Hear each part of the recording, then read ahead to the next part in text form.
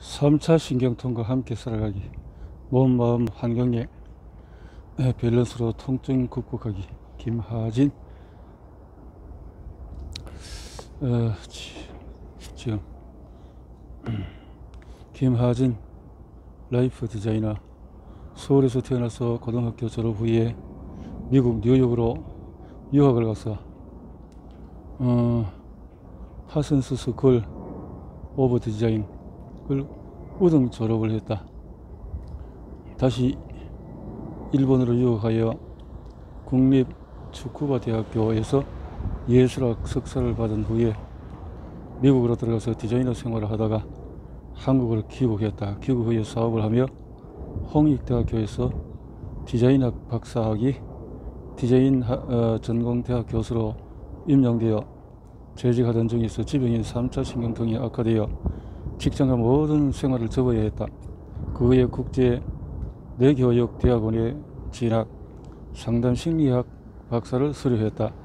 현재 작가로서 심신건강코치, 별장펜션 전문가로 활동하고 있으며 부업으로 제주에서 별장펜션을 운영하며 강원도 자택과 제주 별장을 오가는 전원생활을 하고 있다. 네이버 3차 신경통을 가진 사람들 안면 경련 이렇게 이메일 하신 분이군요. 김하진 라이프 디자이너. 경험이 많으셨구나. 그 사회생활을 하면서 건강을 돌보지 않으면 아무것도 할 수 없다는데, 오히려 인생에 또 그런 경험을 통해서 또 더 좋은 하나의 경험을 토대로 삶의 좋은 모습을 또 나눌 수 있도록 이렇게 하는 모습이 좋군요. 3차 신경통과 함께 살아가기. 몸, 마음, 환경의 밸런스로 통증을 극복하기. 21년 6월달에 3차 신경통과 함께 살아가는 자, 열심히 공부하던 나에게 환자가 투병의 안내서를 썼다. 환자가 추천사는 서울 성모 신경외과 원장. 3차 신경통 신경외과에서도 매우 다루기 까다로운 질병 중에 하나다. 아직까지 정확한 발병 원인을 알지 못하고 완치가 어려운 난치인데다가 발병 빈도도 흔하지 않고 병의 양상도 일관되지 않아서 난이하기 이를 데 없다. 얼마나 고통 질병인지 최근까지 연구를 통해서 간단하게 설명하면, 모든 신경은 신경수초 미엘린 세스가 전기줄의 피복처럼 신경을 감싸서 보호하고 있다. 그런데 신경수초가 염증에 의해서 퇴행성 변화가 오거나 손상 등을 받게 되면 국소적으로 찰수초화가 되어 신경의 보호 기능이 떨어지게 된다.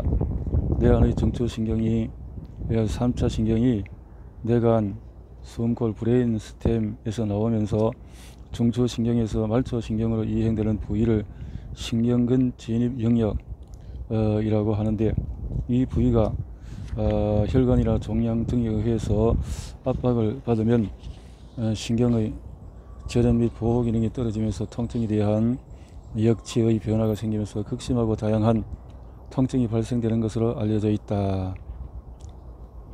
아직까지 완벽한 치료가 없다라고 하는데요. 나의 환자였던 김하진 교수는 우리 병원에서 치료를 받던 당신 저자가 대학 교수였기에 항상 김하진 교수라고 불렀다. 이 책을 내게 떠갈려왔을 때 반가운 마음을 금할 수 없었다.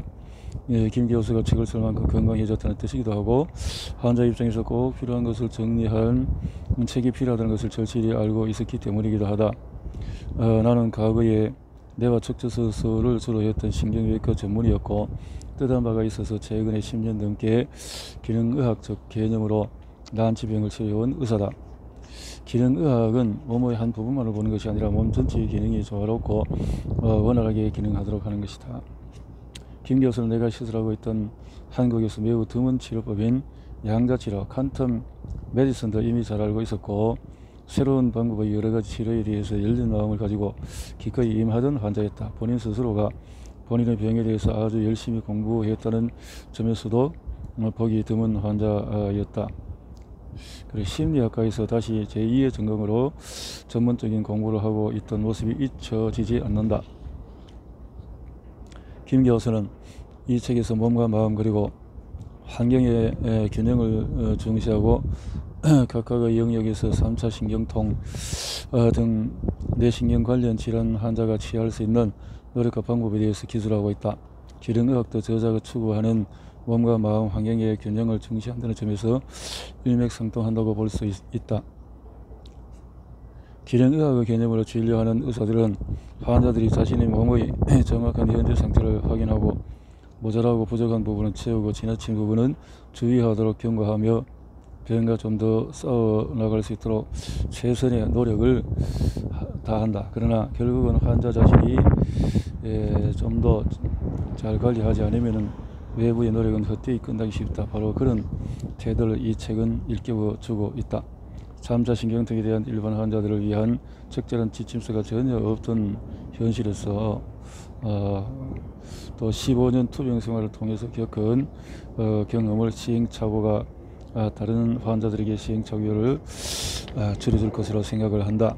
환자는 우리 의사들의 영원한 스승이며 통증이란 상대적인 개념 또 역시 사람마다 다르고 같은 사람도 시기와 주변 상황에 따라서 달라지기 때문에 만성 통증에서는 심신의학의 중요성이 다시 한번 강조되는 부분이다. 저자가 병과 싸우면서 얻은 삶에 대한 통찰과 지혜는 또한 모든 독자들에게 자신을 돌아보고 각자의 인생에서 소중한 것을 챙겨보게 하는 계기가 될 것이다. 오주원 국제뇌교육종합대학원 생동심리학과 교수. 3차 신경통 속에서 얻은 통찰, 많은 이의 희망이 되기를. 내가 3차 신경통이라는 병에 대해서 처음 들은 것은 김하준 박사를 만났을 때다. 김 박사는 이미 디자인학 박사이자 대학 교수로 재직하고 있으면서 내가 근무하는 학교의 상동심리학과 학의 박사과정 학생으로 입학했다. 우리 학과가 사회의 다양한 분야에서 리더의 위치에 있는 분들이 많이 있는 곳이기는 하나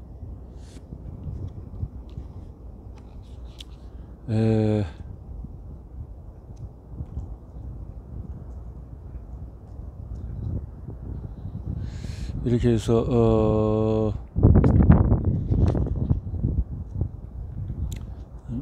나도 삶을 돌아보겠는데 15년 동안의 고난 그래서 이렇게 3차 신경통 역시 이런 큰 틀에서 접근하면은 완전히 고통에서 뇌과학과 심리학과 융합되면서 그렇게 큰 틀에서 보면은 쉬울 것이다 라는 거죠.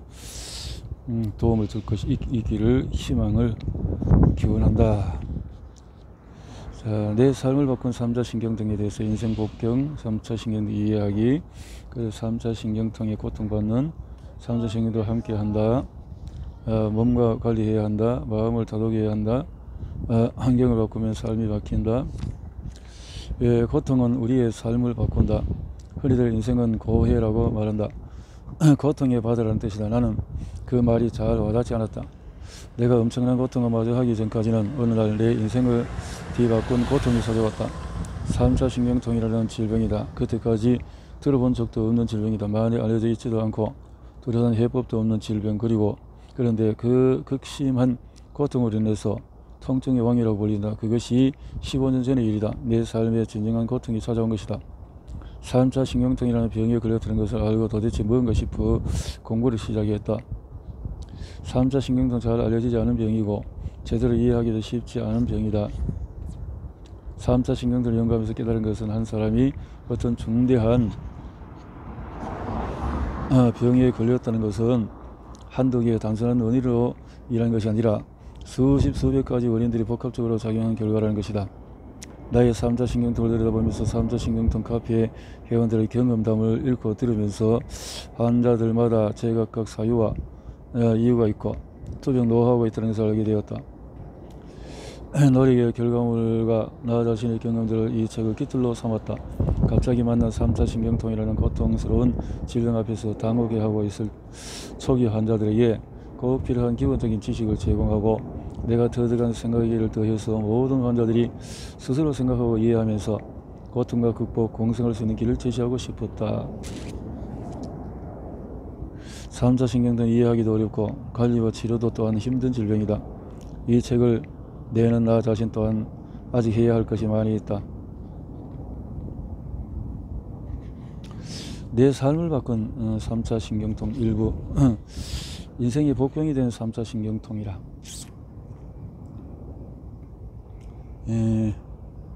어느 날 찾아온 짜릿함.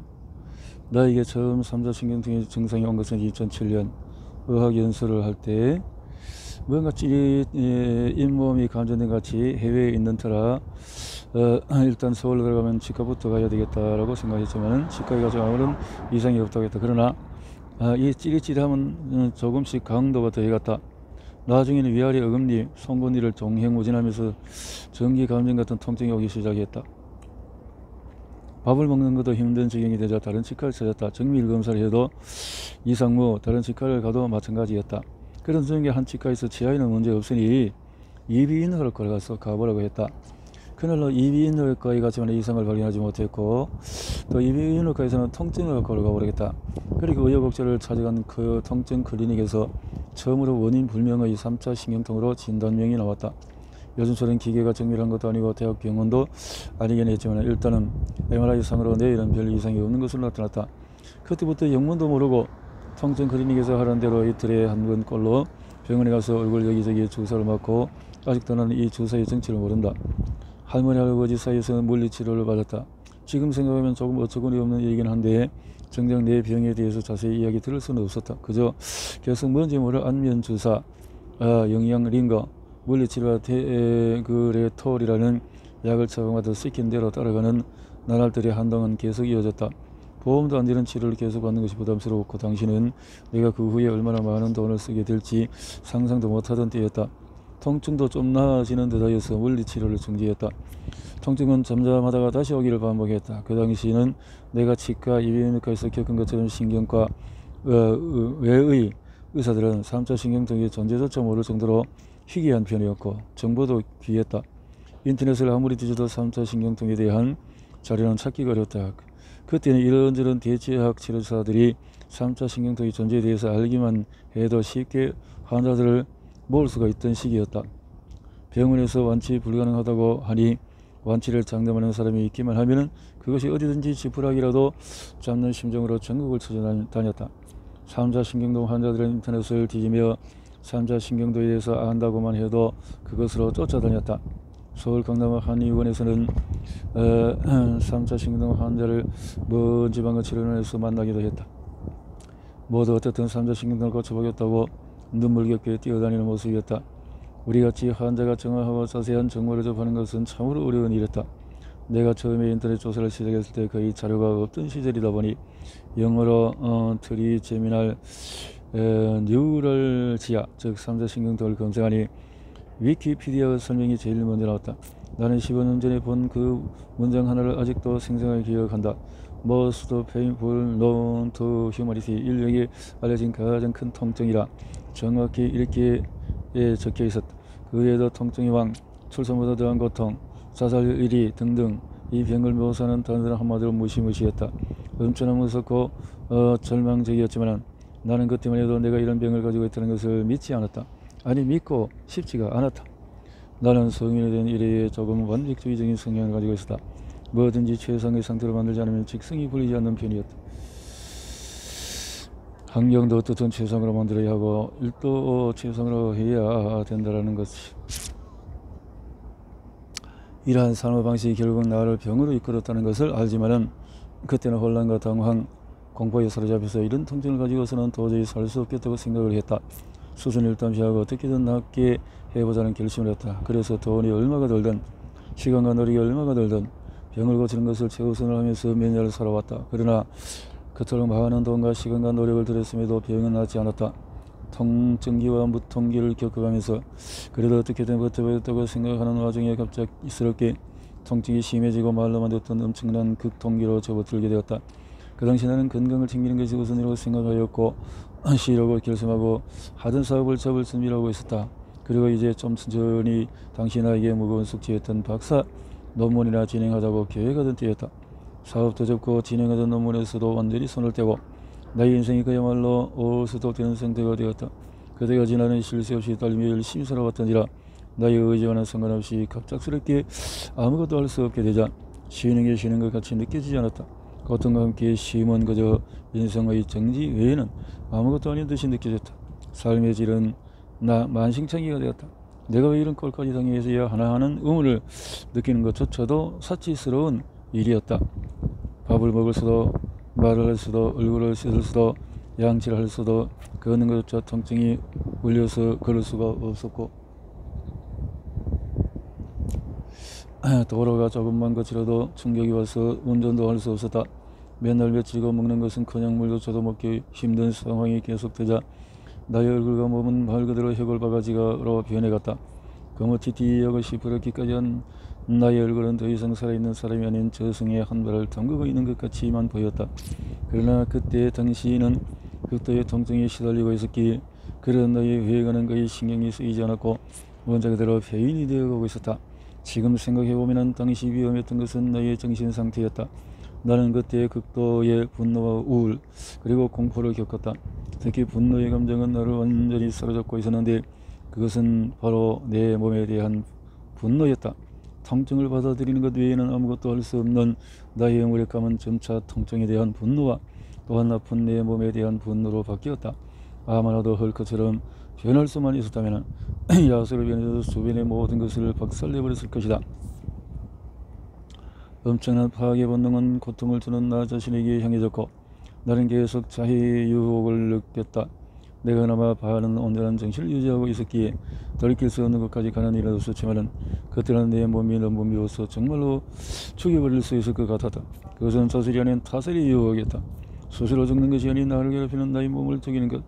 나의 정신은 온갖 분리되어 있었다. 그때 정말 그런 심정이었다. 한 발만 잘못되면 죽음을 선택할 같은 느낌. 그래서 3차 신경등 자살률이 높은 질환 중에 하나로 꼽히는 모양이다. 이런 방황과 혼란의 시기는 몇 년이 지속되었다. 마침내 이 병은 극복의 대상이 아니라 함께 공존해야 할 대상, 나를 죽이려는 적이 아니라 나를 살리는 것으로 상당한 시간이 필요했다. 깨닫기까지는